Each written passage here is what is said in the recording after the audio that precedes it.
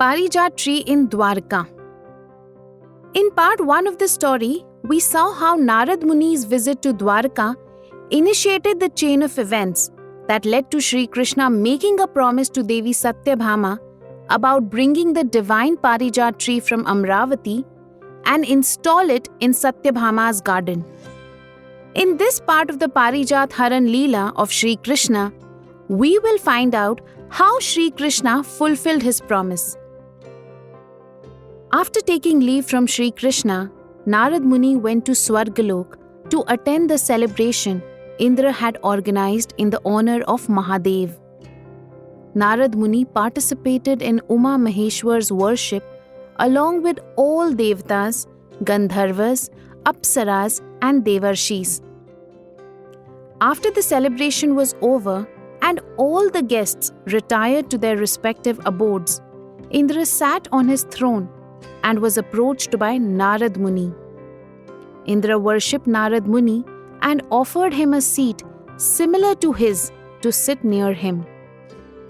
However, Devarshi Narad chose to stay standing and said, "Devraj, today I am a messenger of Shri Krishna. I have come from Dwarakapuri with his message for you." Devraj Indra was very glad to hear this and said, "This is really good. Please tell me his message without delay.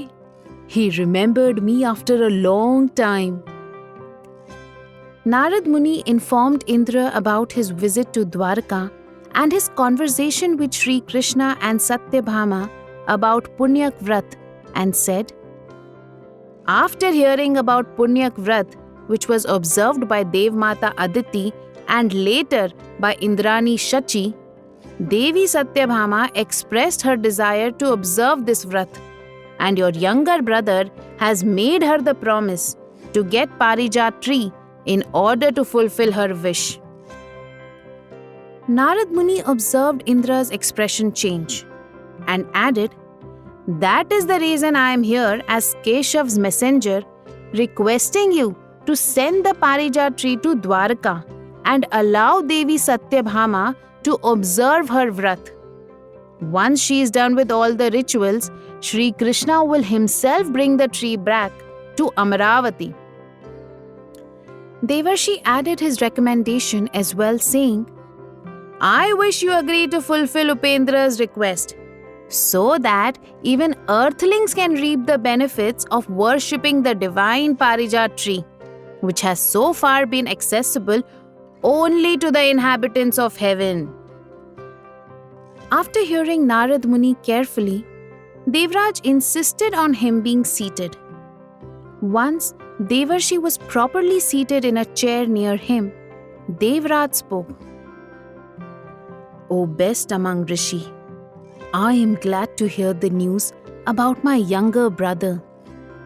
Please tell him he has taken incarnation on earth in human form for the benefit of humanity.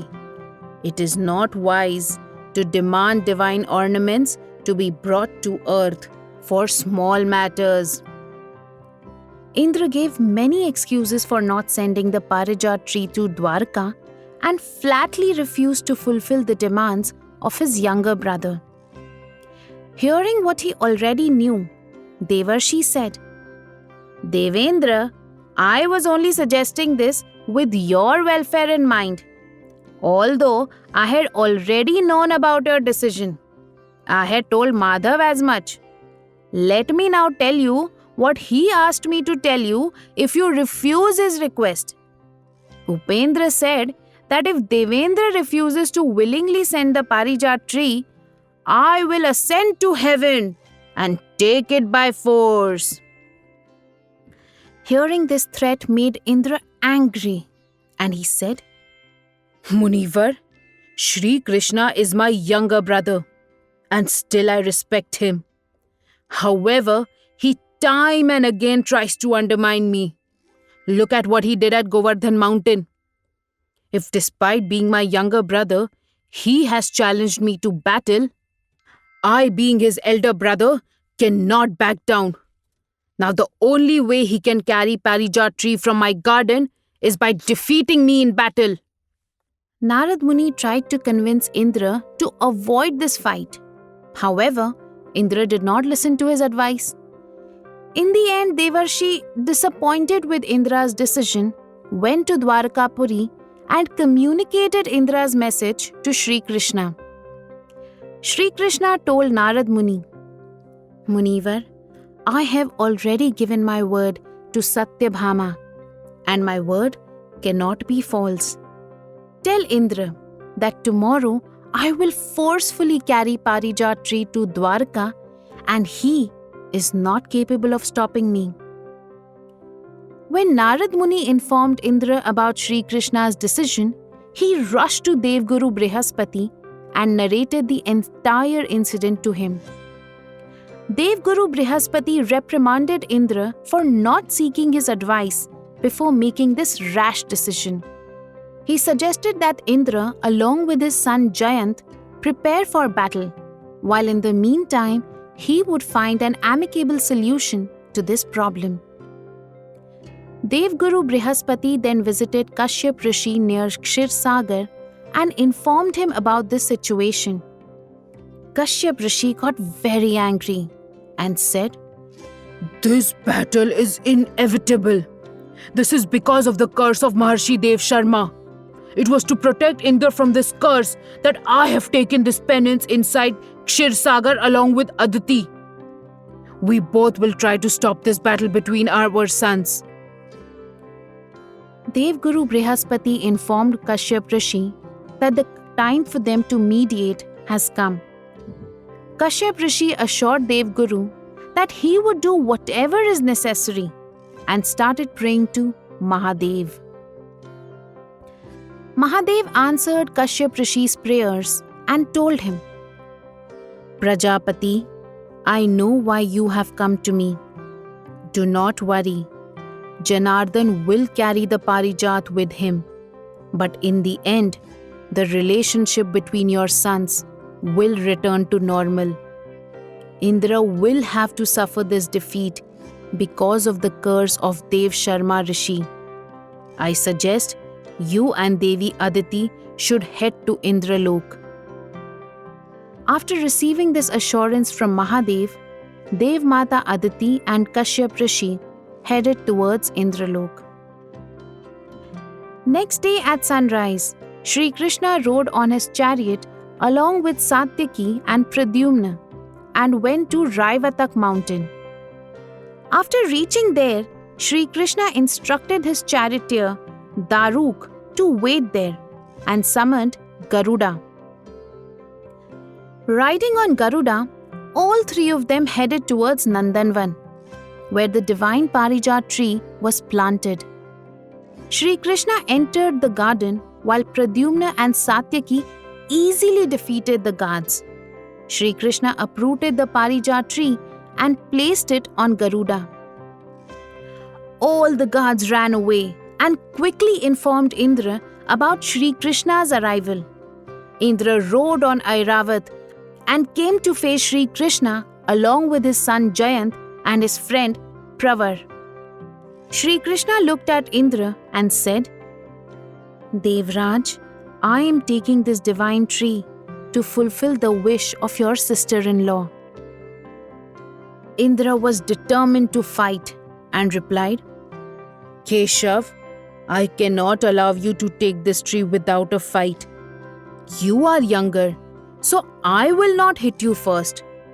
Now go ahead and hit me with your Kaumodiki mace so that I can give you a fitting response. Hearing Indra's words, Shri Krishna started shooting arrows at Airavat. In response, Indra also shot many arrows at Garuda. While Shri Krishna and Indra were exchanging arrows, Pradyumna was engaged with Jayant and Mahabali Satyaki was facing Pravar. When Pravar fired thousands of arrows at Garuda, Satyaki said, O warrior Brahmin, we Yaduvanshis do not kill Brahmins. Hearing these words from Satyaki, Pravar replied, O son of Shri, do not hesitate in attacking me. I am a disciple of the son of Jamdagni, and you cannot kill me, even if you try." Although all of them respected each other, this battle of ego kept getting fiercer because neither of them were ready to back down. They were so evenly matched that they knew counter to all the divine weapons fired at them by their opponent. Heaven started to tremble because of this exchange of divine weapons. At one point in the battle, Garuda attacked Airavat and caused him to fall on earth on a mountain called Parijat. Indra could not leave his dear elephant and followed him to the earth. Shrikrishna chased them down, riding on Garuda.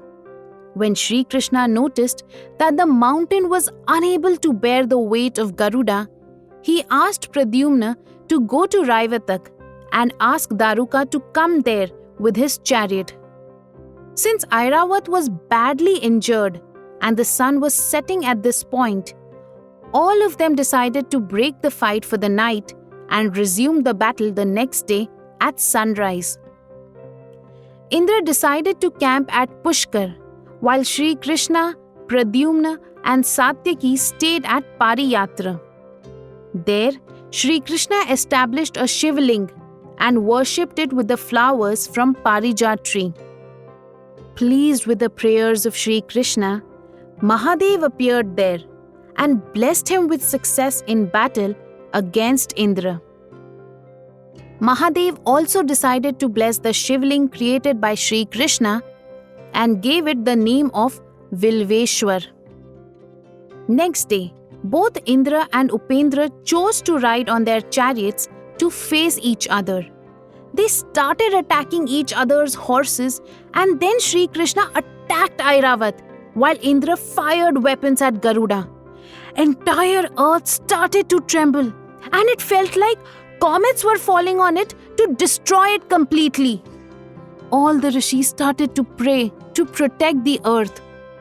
It is at this moment Brahmadev asked Kashyap Rishi and Devi Aditi to intervene and stop this fierce battle between their sons. At this point, Kashyap Rishi and Devi Aditi rode on a chariot and placed it in the middle of Indra and Upendra's chariots.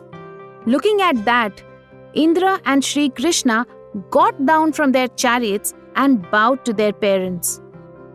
Devmata Aditi held both their hands and demanded them to let go of their weapons and stop this mindless fight. Indra and Upendra both followed the instruction of their mother and dropped their weapons, and all of them went to heaven. Next day, Devi Aditi told Shri Krishna to take the Parijat tree to Dwaraka and send it back to Nandanvan after Devi Satyabhama was done with all the rituals of Punyak Vrat. Shachi herself presented Shri Krishna with gifts for all his wives. After that, Shri Krishna greeted Indra and Shachi and returned to Dwaraka with the Parijat tree. Shri Krishna planted the divine tree in Satyabhama's garden. Satyabhama observed Punyak Vrat and as part of the ritual, tied Shri Krishna to the Parijat tree to donate them to Narad Muni. Narad Muni graciously accepted the gift and then returned them to Satyabhama after receiving a fee of a cow and a calf from her. The divine tree stayed in Satyabhama's garden for 1 year and then returned to Indralok.